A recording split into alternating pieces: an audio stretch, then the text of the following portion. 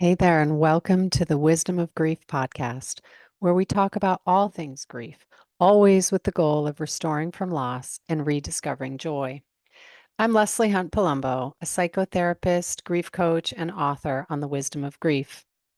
I believe grief is a developmental passage that we all must encounter at some point, or sometimes more than once. And while I've never found a sense in loss, I've discovered great sense to grief, this restorative process with the power to expand some of our best human qualities: empathy, compassion, wisdom, and grace. So, how do we get there? On this podcast, we'll break grief into manageable pieces, offer tools to navigate it, and share perspectives on how to move through this overwhelming, sometimes even beautiful part of life. Through interviews, research, and practical insights, we'll uncover ways to fully re engage with life and embrace what beauty remains. So let's get started. Today, we're expanding on our discussion of the holiday effect. So, this is really the holiday effect part two, and it's about finding grace in grief during the holidays. Last week I had the flu and I have woken up from it to find that we are definitely fully in the midst of what I call the holiday effect. And that is this amplification of everything: expectations, memories, and this complex mix of emotions: grief, nostalgia, love, and joy, all existing at the same time. For those of us navigating grief, this mix can feel overwhelming and confusing. So today I want to further break this down. The challenges of grief and sadness amplified during the holidays, they also exist alongside the amplification of love and joy that naturally comes with the season. So when we're in grief, though, even memories of love and joy can be bittersweet.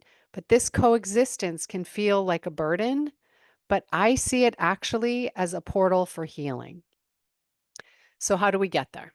Well, how do we access this portal when sadness and overwhelm feel so confusing and consuming, really? I think the key is allowing ourselves to feel both at once, developing the tolerance to feel both grief and joy, sadness and hope, despair and love at the same time.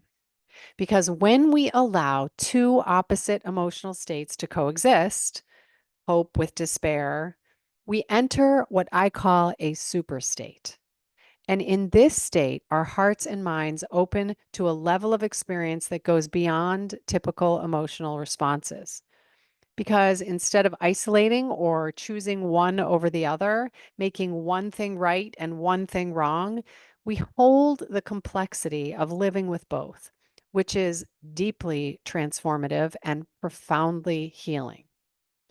And to me, it's like the secret sauce to healing and grief. So stay with me. Let's elaborate more on the power of the superstate. I know logic tells us that these emotions, joy and sorrow, peace and pain, love and loss, cannot coexist. But logic is not our friend in grief, because grief is not a logical process, as we all know. It is a multidimensional process. The intellect alone cannot process loss. The questions are way too big. The ones that seem to crop up so perfectly at 4 a.m. when you unexpectedly get triggered by things like why? Why did this happen? Why did it happen to me? Why did it happen to him or her? Why did I survive? How will I survive? What didn't I do? What did I do? What did I wish I did? The answers to those questions can never be found in the mind. They can be found in love, faith, connection, and perspective. That's how we move through each day and become stronger in the process.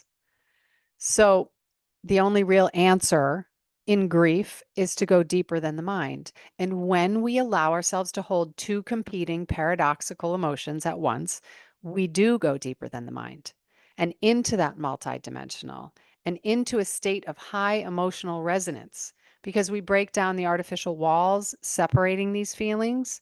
And in doing so, we create a fuller, more meaningful state. And that is the core of the superstate. It honors our ability to hold complexity and transform it into healing. The superstate heals us by shifting us into this zone of emotional spaciousness. So if we don't reject either thing that we're feeling, we reduce resistance and self judgment, both things that can be our enemies in grief. And we create this internal environment where healing can unfold. And neuroscience supports this in general and in grief because it shows, research can show, does show, that experiencing opposing emotions activates new neural pathways, helping us to integrate and process complex feelings. It is the perfect nest for healing from loss and the perfect fertile ground for resilience. So during the holidays, how can we cultivate the superstate? We do so by striving for balance in our daily experience and in our grieving. And let's look at balance in three different ways: balancing expectations, balancing connection, and balancing our emotions. So, first, we talk about balancing expectations. Again, like we said in our first episode, acknowledging that this will be a different season because of our loss, but it doesn't mean it will be all one way or all another. It won't be all awful. We can give up that all or nothing thinking and make peace for moments of sorrow, lightness, and love. And then we can counteract that negativity bias, which is happens and doesn't help us and is not our friend in grief, by consciously giving equal airtime to the positives that remain after the loss. This helps us to dwell in that duality. We can also balance expectations by avoiding comparisons to previous holidays and just staying present with our own experience.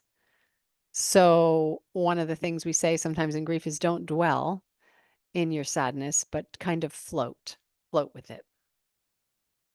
We can also balance our connection, and that is our connection between our connection to lost loved ones, our connection to other people, and our connection to ourselves. So we don't need to lose touch with any of the three of those. We can acknowledge all three at once and help cultivate a super state. So that involves respecting when to be alone, when to engage in community, and when to find meaningful ways to connect with those that you've lost. And the guidepost for deciding what you need to do is simple. Whatever you do, it should feed you and not deplete you. That means it must nurture you. It must feel more good than bad. It cannot bring you down. It must help you float between the two places. And that can be a bittersweet feeling. So here we come back to the bittersweet, that distinctive mix of joy and heartache that becomes so familiar in grief. And that is a super state, the bitter and the sweet, holding both at once. So, in terms of balance, finally, we can balance our emotions. And this begins with giving ourselves permission to feel positive emotions when they arise. And we build this up by cultivating small joys. Positive is very hard to feel in grief because we're so immersed in the sadness, but we can cultivate these little simple pleasures connected to nature, to the present moment, and to you inside and out. And these small joys are so important because they are the micro builds that fortify our resilience and balance out the sad emotions that accompany grief. So, anytime you embrace the bittersweet or any super state that holds paradoxical emotions, you unlock insight, deepen joy, and find a sense of internal harmony. And this elevated awareness is so healing. And it also reduces the isolation in grief because when we experience ourselves more wholly, we're able to connect with others more deeply and authentically. So I think that finding grace in grief isn't about forgetting loss, but about creating space where both sadness and gratitude can coexist. And as I said in my book, one of the most courageous things we can do is to allow ourselves to feel joy amidst our sorrow. And that does not mean that it's easy. It just means that we're willing to try for us, for them, for the people we love. So, in essence, the holiday effect is a portal. When we allow ourselves to accommodate these heightened emotional states, all of them, we access a unique form of healing that honors the vastness of human experience and ultimately brings us closer to ourselves and each other. And it connects us to our innate inner resilience. So I hope you found this helpful. And as we end our chat, I want to leave you with our quote for the day. And this one is from Nisargadatta Maharaj. Wisdom tells me I am nothing. Love tells me I am everything. Between the two, my life flows. So live with that quote for a bit, see how it lands for you. And until next time, I wish you peace as you tread the waters of grief.